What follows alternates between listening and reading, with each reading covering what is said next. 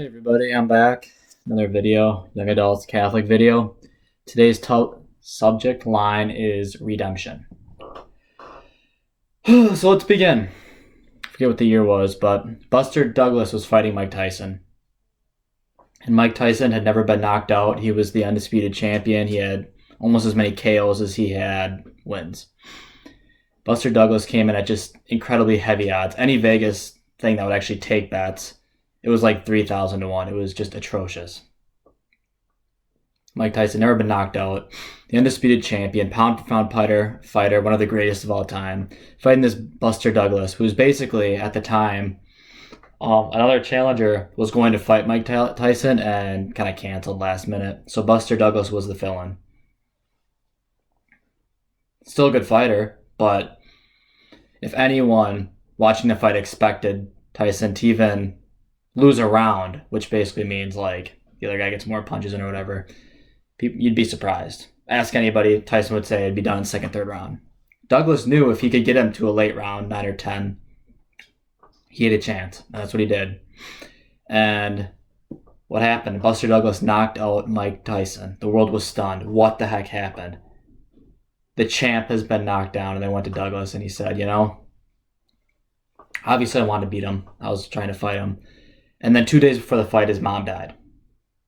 And he had a choice. I love the motivational speaker, E.T. I quote him a couple times. He said, Buster Douglas had a choice. He could either, his mom died. He could either die with his mom. His mom was, the fighting words she said is, my son's going to be the first person to knock out Mike Tyson.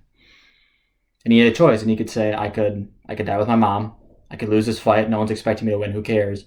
Or I could live for mom. And he knocked out Mike Tyson. He shocked the world. We've all been knocked down, guys. This coronavirus has been obviously knocking a lot of us down. And I share this to say, do you have any regrets in your life or any regrets pre-corona connecting with with a friend, a family member, doing something that you didn't have time to do beforehand, having an opportunity to do something that you now have time to do, something that God's calling you to do, something that the Holy Spirit's telling you to do. Something that's been on your heart for a while, to help somebody, but it's awkward. To text a friend, but what are they going to say? Buster Douglas loses that fight, he's going to regret it the rest of his life.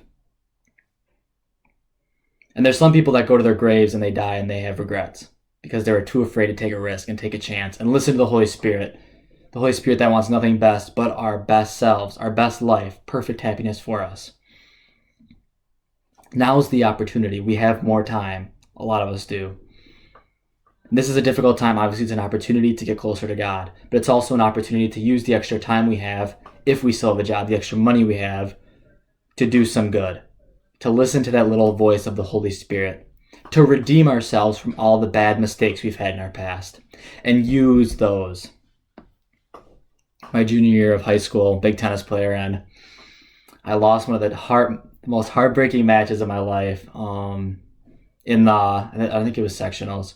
I was like a match away from state or whatever, and I lost. And the coach of the other guy came up to him and he's like, "This is the best match I've ever seen this guy play." And my whole senior year, the whole off season, everything, I had that image of myself sitting on the bench, just looking forward, saying, "I never want to feel like this again." So think about the time. Think about your worst regrets in life. Think about some of the worst things you've done. Do not dwell on them. First and foremost, this is very important. Do not dwell on those mistakes. Think about them. Remember the guilt and all that thing. Stop. That's it. Nothing more. But use that to become something more. Use that to allow God to do something good in the world, to make a positive impact, especially during challenging times. This is the opportunity. Come back to God. Come back to your faith. How many times in Matthew, knock and the door will be open to you. Knock for Jesus. Call on Jesus. He will open. Give me your burden, God says, and I will give you rest. Be not afraid. I am with you. End of Matthew. I will be with you to the end of the age. He's not leaving you anytime soon, no matter what you've done. First saint, the guy on the cross who said, "God," or "Jesus, I'm sorry." And he said, "Today you will be with me in paradise," St. Darius, first saint. It's an opportunity. We've made some mistakes. We all have. Are you going to allow that? Are you going to die with that? Are you going to live the rest of your life using that as a handicap? Or are you going to live for that? Are you going to allow that mistake to make you something more? Are you going to redeem yourself and become something great? All the apostles did it. Let's finally end with Judas. Judas betrayed Jesus for 30 pieces of silver. He could have apologized. He could have spent the rest of his life undoing his mistake. But he hung himself. He gave up. He didn't redeem himself. He died with his mistake. And now he's known for that.